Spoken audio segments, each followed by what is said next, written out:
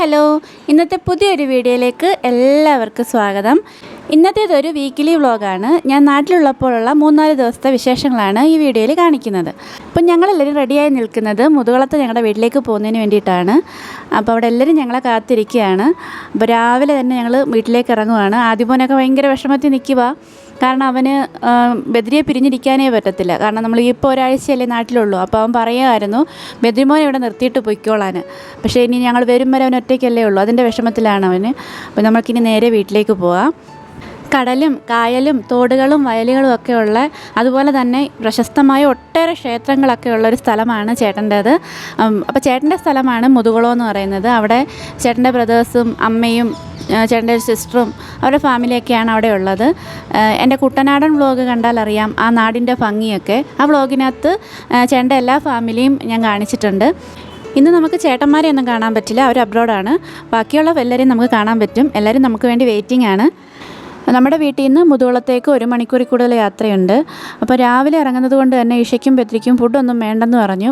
പക്ഷേ പകുതി ആയപ്പോഴത്തേക്ക് ഇഷയും ബദ്രിയും പറയാൻ തുടങ്ങി വിശപ്പൊക്കെ ആയിട്ടുണ്ട്, എന്തെങ്കിലും മേടിച്ചതാ കടയിൽ നിർത്തുന്നു. പക്ഷേ അതിരാവിലെ ആയതുകൊണ്ട് തന്നെ ഒരു ഷോപ്പും തുറന്നിട്ടുണ്ടായിരുന്നില്ല. പിന്നെ ഓച്ചിറ എത്തിയപ്പോഴത്തേക്ക് ഒരു റെസ്റ്റോറൻറ്റ് തുറന്നിട്ടുണ്ട്. നമ്മളവിടെ കയറിയിരിക്കുകയാണ് ഫുഡ് കഴിക്കാനായിട്ട്. അപ്പോൾ ഇനി കഴിച്ചിട്ട് നമുക്ക് വീട്ടിലേക്ക് പോവാം. ഇപ്പം നമ്മൾ വീട്ടിലെത്തിയിട്ടുണ്ട്. ഞാൻ പറ്റുമെങ്കിൽ എല്ലാവരെയും വീഡിയോയിൽ ഉൾപ്പെടുത്താൻ ശ്രമിക്കാം. ഞാൻ മറന്നു പോകുന്നതാണ് വീഡിയോ എടുക്കാനായിട്ട്. കാരണം വർഷത്തിലൊരിക്കലാണല്ലോ നമ്മളിവിടെ എല്ലാവരെയും കാണുന്നത്. അപ്പോൾ സംസാരിച്ചിരുന്ന സമയം പോവും. അമ്മ ഹാളിൽ തന്നെ ഇരിപ്പുണ്ട്, നമ്മളെ പ്രതീക്ഷിച്ചിരിക്കുകയാണ്.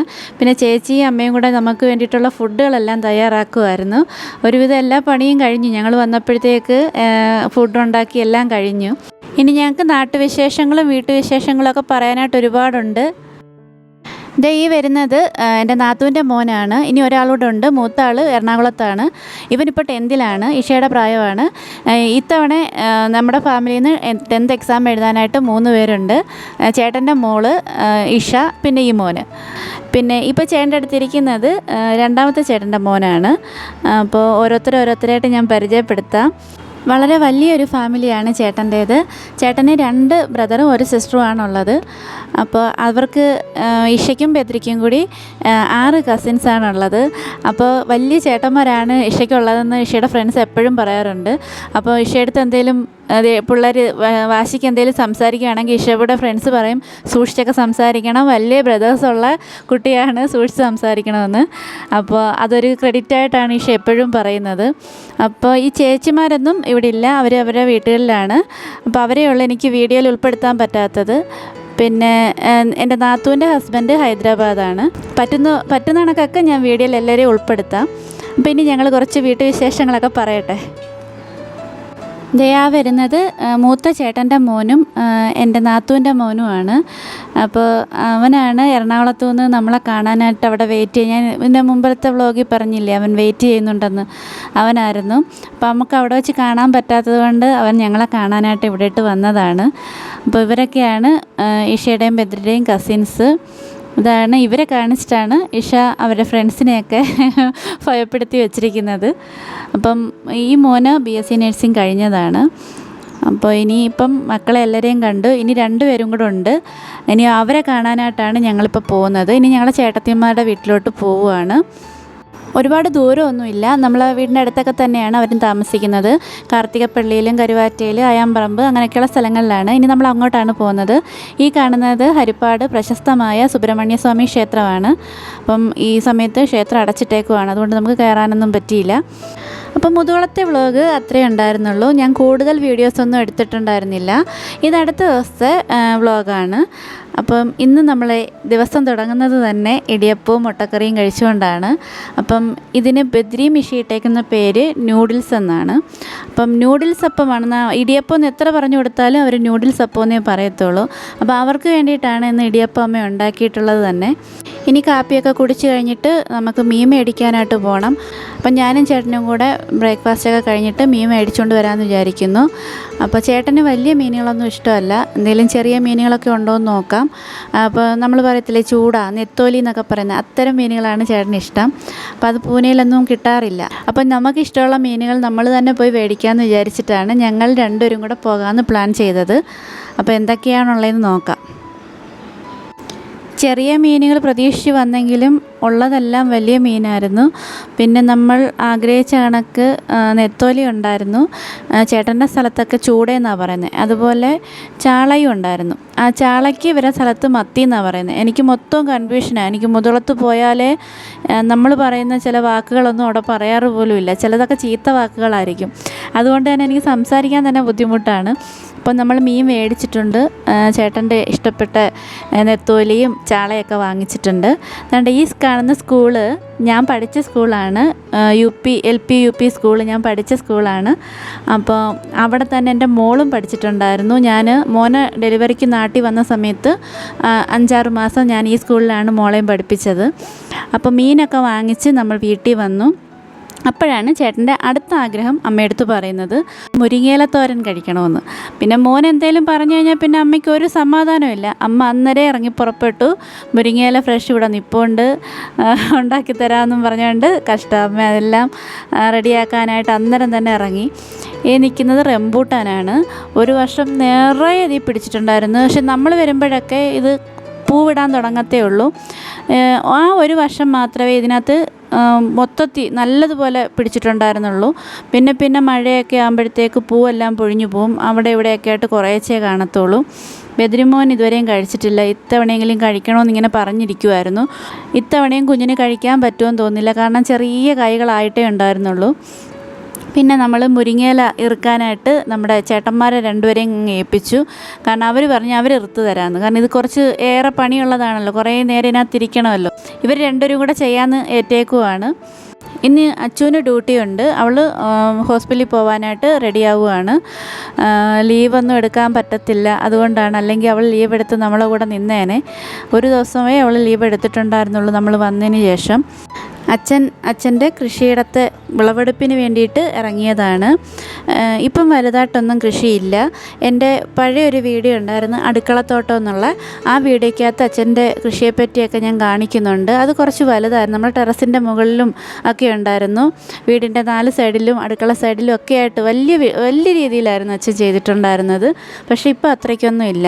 കാരണം അച്ഛന് ഹാർട്ടിന് ചെറിയൊരു പ്രോബ്ലം ഉണ്ടായിരുന്നു. ബൈപ്പാസിൻ്റെയൊക്കെ സർജറി കഴിഞ്ഞു, റെസ്റ്റിലായിരുന്നു. ഇപ്പോൾ 2 വർഷമാവും. ഈ മെയ് മാസം ആയപ്പോഴത്തേക്ക് 2 വർഷമായി. ഇപ്പോൾ ഓക്കെയാണ്. പക്ഷേ എന്നാലും ഹാർഡായിട്ടുള്ള പണികളൊന്നും ചെയ്തുകൂടല്ലോ. അതുകൊണ്ട് ഞങ്ങൾ അച്ഛനടുത്ത് പറഞ്ഞതാണ് വലുതായിട്ട് ജോലികളൊന്നും ചെയ്യണ്ടെന്ന്. അങ്ങനെ ഇപ്പോൾ അച്ഛന് വണ്ടിയിലുള്ള ഓട്ടോ അങ്ങനെയൊന്നുമില്ല. നമ്മൾ ഓട്ടോയൊക്കെ കൊടുത്തു.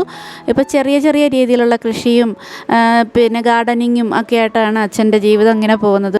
പിന്നെ ആദ്യമോൻ ഉണ്ടായതുകൊണ്ട് അച്ഛന് നല്ലൊരു ടൈം പാസ്സാണ്. അപ്പോൾ അച്ഛൻ്റെ ഇപ്പോൾ ഉള്ള എന്തൊക്കെയാണ് കൃഷിയെന്ന് വെച്ചാൽ അതൊക്കെ ഞാനൊന്ന് കാണിച്ചു തരാം. ചെറിയൊരു ഗാർഡനും എല്ലാം അച്ഛൻ സെറ്റ് ചെയ്ത് വെച്ചിട്ടുണ്ട്. അതൊക്കെ ഒന്ന് കാണിച്ചു തരാം.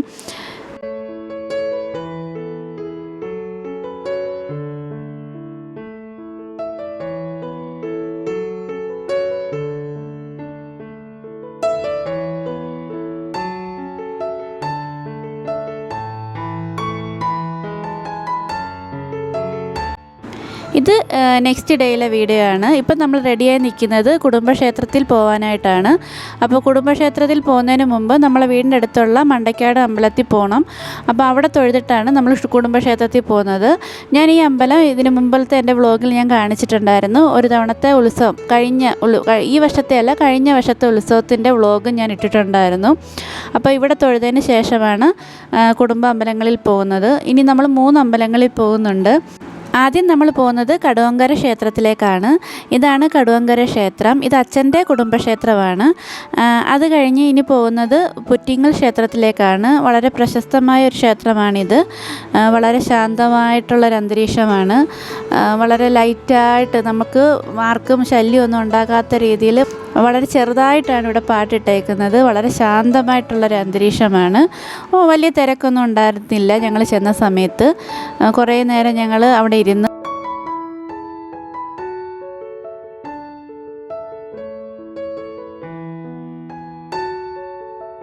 അത് കഴിഞ്ഞിട്ട് ഞങ്ങൾ പോയത് പൊഴിക്കര ക്ഷേത്രത്തിലേക്കാണ്.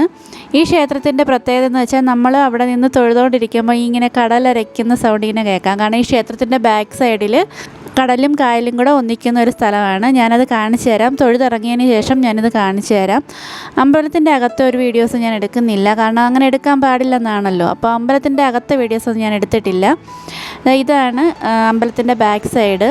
നമ്മൾ അമ്പലത്തിനകത്ത് നിൽക്കുമ്പോൾ ഇവിടുത്തെ ഈ കടലരയ്ക്കുന്ന സൗണ്ടാണ് നമ്മൾ കേൾക്കുന്നത്. എനിക്ക് ഭയങ്കര ഇഷ്ടമുള്ളൊരു അമ്പലമാണ്. ഈ അമ്പലത്തിൽ വന്നാൽ എനിക്ക് തിരിച്ചു പോകാനേ തോന്നാറില്ല. ഞാൻ പറഞ്ഞില്ലേ, അമ്പലത്തിനകത്ത് നമ്മൾ തൊഴുതുകൊണ്ട് നിൽക്കുമ്പോഴും ഈ കടലരയ്ക്കുന്ന സൗണ്ട് നമുക്ക് കേൾക്കാൻ പറ്റും. വേറെ ഒരു സൗണ്ടും ഇല്ല. ചെറുതായിട്ട് ഇവിടുത്തെ ദേവി മന്ത്രം ഇങ്ങനെ ചെറിയ സൗണ്ടിൽ ഇട്ടിട്ടുണ്ട്. അതുകൊണ്ട് കൂടെ തന്നെയാണ് ഈ കടലരക്കുന്നത് നമുക്ക് കേൾക്കാൻ പറ്റുന്നത്. മെഡിറ്റേഷനൊക്കെ ചെയ്യാൻ പറ്റിയ നല്ലൊരു സ്ഥലമാണ്. അതുകൊണ്ട് തന്നെ ഇവിടെ വന്നു കഴിഞ്ഞാൽ ഞങ്ങൾ കുറേ നേരം ഇവിടെ തൊഴുതതിന് ശേഷം ഇവിടെ ബാക്കിലൊക്കെ വന്ന് നിൽക്കാറുണ്ട്. അതുപോലെ തന്നെ ഇവിടെ കുറേ പേര് മീൻ പിടിക്കാനായിട്ട് വരുന്നുണ്ട്. ചൂണ്ടയിടുന്നവരുണ്ട്, വലയിടുന്നവരുണ്ട്, ഫോട്ടോഷൂട്ടിന് വരുന്നവരുണ്ട്. നാട്ടിൽ വന്നാൽ പിന്നെ വെതിരിമോനെ കാണാനേ കിട്ടില്ല. എപ്പോഴും ആദിയുടെ കൂടെ കളിയും ബഹളമൊക്കെ ആയിരിക്കും. ഇവർ രണ്ടുപേരും പിരിഞ്ഞിരിക്കുന്നതും കണ്ടിട്ടില്ല. എപ്പോഴും ഒരുമിച്ചിരുന്ന് കളിയാണ്. അവന് ആദ്യമോന് ട്യൂഷന് പോകുമ്പോൾ മാത്രമാണ് ഇവരൊന്ന് പിരിഞ്ഞിരിക്കുന്നത്. അല്ലാത്തപ്പോഴൊക്കെ ഇവർ ഒരുമിച്ച് തന്നെയാണ്. പിന്നെ ഈശമോക്ക് ഒരുപാട് ഹോംവർക്ക് സ്കൂളിൽ നിന്ന് കൊടുത്തിട്ടുണ്ടായിരുന്നു. കഷ്ടം, അവളുടെ വെക്കേഷൻ മൊത്തവും അങ്ങനെ പോയി. അവൾക്ക് സ്കൂൾ തുറക്കുമ്പം തന്നെ എക്സാം ഉണ്ട്. അതിൻ്റെ കൂടെ തന്നെ കുറേ ജേണലും പ്രോജക്റ്റും ഒക്കെ എഴുതി തീർക്കാനായിട്ടുണ്ടായിരുന്നു. അതൊക്കെയാണ് അവൾ കംപ്ലീറ്റ് ചെയ്തത്. കാരണം ഇത് കഴിഞ്ഞ് നാട്ടിൽ നിന്ന് ചെന്ന് കഴിഞ്ഞാൽ അവൾക്ക് യൂണിറ്റ് ടെസ്റ്റിനുള്ളത് പഠിക്കാനായിട്ടുണ്ട്. അപ്പോൾ അതെല്ലാം അവൾ കംപ്ലീറ്റ് ചെയ്ത് വെക്കാമെന്ന് പറഞ്ഞു. അച്ചു ആദ്യമോനും വീണ്ടും സർപ്രൈസുമായിട്ട് ഇറങ്ങിയിട്ടുണ്ട്. ഇത്തവണത്തെ സർപ്രൈസ് ഇഷയ്ക്കും ബദ്രിക്കുമായിട്ടുള്ളതാണ്. അപ്പോൾ എൻ്റെ അടുത്ത് അച്ചു ചോദിച്ചിട്ടുണ്ടായിരുന്നു പിള്ളേരുടെ രണ്ടുപേരുടെയും ഫോട്ടോസ് അയച്ചു കൊടുക്കാൻ. അപ്പോഴേ എനിക്ക് ഡൗട്ട് ഉണ്ടായിരുന്നു എന്തെങ്കിലും പണി ഒപ്പിക്കാനുള്ളതായിരിക്കുമെന്ന്. ഞാൻ കുറേ ഫോട്ടോസും അയച്ചു കൊടുത്തിട്ടുണ്ടായിരുന്നു. അപ്പോൾ എനിക്ക് വെഡ്ഡിങ് ആനിവേഴ്സറിക്ക് ചേട്ടന് കൊടുക്കാൻ ഗിഫ്റ്റ് ചെയ്ത് തന്ന ബേനയുടെ അടുത്ത് തന്നെയാണ് ഇവൾ നെയിം സ്ലിപ്പിന് പറഞ്ഞിട്ടുണ്ടായിരുന്നു. പിള്ളേരുടെ ഫോട്ടോയും പേരും ഒക്കെ വെച്ചിട്ട് നെയിം സ്ലിപ്പ് ഉണ്ടാക്കിയത്. പക്ഷേ നമ്മളിത് ആദ്യമായിട്ട് കാണുവാണ്. ഇത് കണ്ട് ഇഷയ്ക്ക് നല്ല സർപ്രൈസായി. കാരണം ഇവിടെ ഒന്നും നമ്മൾ കണ്ടിട്ടില്ല, ആദ്യമായിട്ടാണ് ഞങ്ങളിത് കാണുന്നത്. ഞാനിപ്പം ഇൻസ്റ്റാഗ്രാമിൽ കുറേ പേര് ഇത് ചെയ്ത് കണ്ട്, പക്ഷേ നേരിട്ട് ഇപ്പം നമ്മൾ ആദ്യമായിട്ടാണ് കാണുന്നത്. ഇഷയ്ക്ക് വളരെ ഇഷ്ടമായി. ഇതൊന്നും അറിയാതെ ബദ്രി വെളിയിൽ നിൽപ്പുണ്ടായിരുന്നു. ഇനി ബദ്രിക്കുള്ള ചാൻസാണ്. ഇനി ബദ്രിക്ക് കൊടുക്കാൻ പോവുകയാണ്. അവൻ്റെ റിയാക്ഷൻ എന്താണെന്ന് അറിയാനാണ് ഞങ്ങൾ എല്ലാവരും കാത്തിരുന്നത്. കാരണം ഇവൻ്റെ അച്ഛൻ്റെ കണക്കാണ്, വലിയ എക്സ്പ്രഷനോ അങ്ങനെയൊന്നും ഉണ്ടാകാറില്ല. എന്തെങ്കിലും ഉണ്ടെങ്കിൽ തന്നെ അവൻ്റെ മനസ്സിലായിരിക്കും. അതുകൊണ്ട് തന്നെ ഞങ്ങളെല്ലാവരും വെയിറ്റ് ചെയ്യുമായിരുന്നു ഇവൻ എങ്ങനെയാണെന്നുള്ളത്. കാരണം ഇവരിതൊക്കെ ആദ്യമായിട്ട് കാണുമല്ലേ, അതുകൊണ്ട്. പക്ഷെ അവനും ഭയങ്കരമായിട്ട് ഇഷ്ടപ്പെട്ട്. അവനൊട്ടും പ്രതീക്ഷിച്ചില്ല കേട്ടോ ഇങ്ങനെ കിട്ടുമെന്നുള്ളത്. നെയിം സ്ലിപ്പിനകത്ത് സ്വന്തം ഫോട്ടോ വരിക എന്ന് പറഞ്ഞാൽ കൊച്ചുകൾക്കൊക്കെ ഭയങ്കര ഇഷ്ടമല്ലേ. അങ്ങനെ അതുപോലെ തന്നെ ആദ്യമോനും അവൾ ചെയ്യിച്ചിട്ടുണ്ടായിരുന്നു. 3 പേരും വളരെ ഹാപ്പിയായി. എനിക്കും ഭയങ്കരമായിട്ട് ഇഷ്ടപ്പെട്ടു. നമ്മളിനി പോകുന്നത് കാപ്പിൽ ബീച്ചിലേക്കാണ്. അപ്പോൾ ഉച്ചയ്ക്ക് തൊട്ടേ പിള്ളേരെല്ലാവരും റെഡിയായി നിൽക്കുകയാണ്. ഫുഡ് കഴിച്ച് കഴിഞ്ഞിടം തൊട്ട് പറയുന്നുണ്ട് റെഡിയാകും, നമുക്ക് പോകാം, നേരത്തെ പോയാൽ കുറേ നേരം കടലിൽ കളിക്കാമെന്നുള്ളത്. പക്ഷേ നമ്മൾ നാളെയാണ് തിരിച്ചു പോകുന്നത്. അതുകൊണ്ട് എനിക്ക് ഒരുപാട് പാക്ക് ചെയ്യാനൊക്കെ ഉണ്ടായിരുന്നു. ഞാൻ കാരണമാണ് ഇത്രയും താമസിച്ചത് തന്നെ. ഇപ്പോൾ എല്ലാവരും തിരിച്ച് വീട്ടിലേക്ക് പോകുന്ന സമയത്താണ് നമ്മൾ ബീച്ചിലേക്ക് പോകുന്നത്. അതുകൊണ്ട് തന്നെ എല്ലാവരും ധൃതിപ്പെട്ട് പെട്ടെന്ന് ഞങ്ങളെല്ലാവരും പോവുകയാണ്. എല്ലാ വർഷവും നാട്ടിൽ വന്നാൽ കാപ്പിൽ ബീച്ചിൽ പോകാറുണ്ട്. അപ്പോൾ അതും ഇത്തവണ എന്തായാലും വേറെ എങ്ങും പോകാൻ പറ്റിയില്ല. എങ്ങും കറങ്ങാനോ ഒന്നിനും സമയം നമുക്കുണ്ടായിരുന്നില്ല. അപ്പോൾ ബീച്ചിലെങ്കിലും പോകാമെന്ന് പ്ലാൻ ചെയ്തു. കാരണം തിരിച്ചു പോകുമ്പോൾ അല്ലെങ്കിൽ പിള്ളേർക്കൊക്കെ വിഷമമായിരിക്കും. അതുകൊണ്ട് ഞങ്ങൾ ബീച്ചിലെങ്കിലും പോകാമെന്ന് പ്ലാൻ ചെയ്തത്. വർക്കലയിൽ നിന്ന് ഏകദേശം 8 കിലോമീറ്റർ അകലെയാണ് കാപ്പിൽ ബീച്ച്. ഇവിടെ വന്നാൽ കായലും കടലും ഒരുമിച്ച് നമുക്ക് കാണാൻ പറ്റും. ഒരു വശത്ത് കായലും ഒരു വശത്ത് കടലുമാണ്. അതുതന്നെയാണ് ഇവിടുത്തെ സവിശേഷത.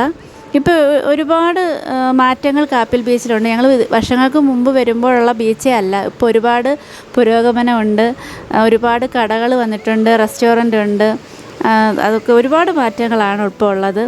നമ്മൾ വരാൻ താമസിച്ചതുകൊണ്ടാണ് ഇപ്പം തിരക്ക് കുറവാണ്. എല്ലാവരും തിരിച്ചു പോയി. ഈ സമയമായപ്പോഴത്തേക്ക് തിരിച്ചു പോയി. എന്തായാലും എല്ലാവരും ഇപ്പം കടലിൽ കളിക്കുകയാണ്. ഞാൻ കുറേ റീൽസൊക്കെ എടുത്തു ഇവിടെ വന്നതിന് ശേഷം. ഇവിടെയൊക്കെ ഒരുപാട് വെഡ്ഡിങ് ഫോട്ടോഷൂട്ടുകളും സേവ് ദ ഡേറ്റും ഒക്കെ നടക്കുന്ന സ്ഥലമാണ്. എല്ലാവരുടെയും കൂടെ കടലിൽ കളിക്കുകയും ചിരിക്കുകയും ആഘോഷിക്കുകയൊക്കെ ചെയ്യുന്നുണ്ടെങ്കിലും ഏറ്റവും വലിയൊരു വിഷമം മനസ്സിലുണ്ട്. നമ്മൾ നാളെ രാവിലെ ഇവിടുന്ന് പോവുകയാണ്. വളരെ പെട്ടെന്നാണ് ഒരാഴ്ച കഴിഞ്ഞു പോയത്. എങ്ങും പോകാനൊന്നും പറ്റിയില്ല. വന്ന ഉടനെ തിരിച്ചു പോകുന്നതാണ്. ഇനി നമ്മൾ അടുത്ത വർഷമേ വരത്തുള്ളൂ. അതിൻ്റെ ഒരു വിഷമമുണ്ട്. ഈ വീക്കിലി വ്ളോഗ് എല്ലാവർക്കും ഇഷ്ടപ്പെട്ടെന്ന് വിചാരിക്കുന്നു.